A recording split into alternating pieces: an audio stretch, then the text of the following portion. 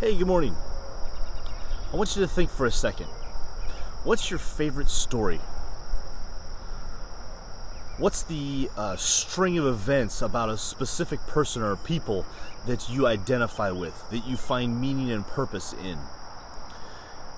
Whether it's a TV show or a movie or a book, there's something inherent about being a human being that we really, really like stories. And we like for them to continue, which is why there's always another installation of the next movie series or TV series or the next book. But there's something about that being human, of having a story that we really find valuable. And almost all of us have a specific story that we cherish. What is your story? Because the reason that we identify with those other stories is that there's something that we see in ourselves in them. And so I want you to think for a moment about what your own story is and whether you own it or not. And what do I mean by own it? Because the things that have happened to you in your life, you may or may not have had control of. The things that have happened in the past may have happened to you, or you may have chosen them. And do you feel some sense of responsibility in terms of that's my story? Because there's a subtle difference in whether or not you own your story or not, regardless of how it happened to you. By owning your story, you're saying, I take responsibility for this, for who I am. I may not have had any control over a traumatic event that happened to me.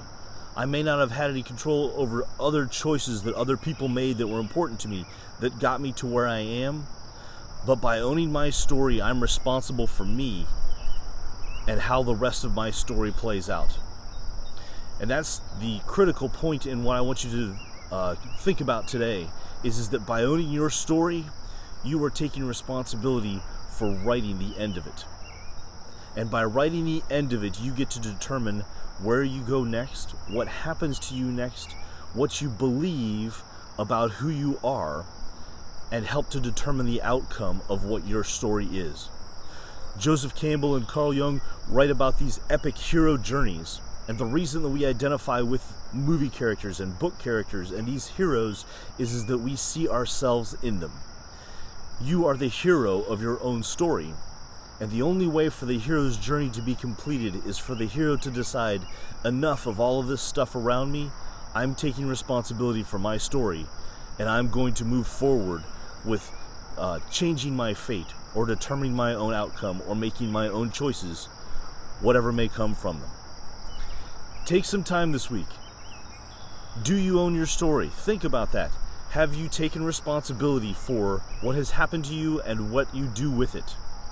I would challenge you to do some introspection and think about whether that's true or not for you, and then decide how you might take ownership of your story.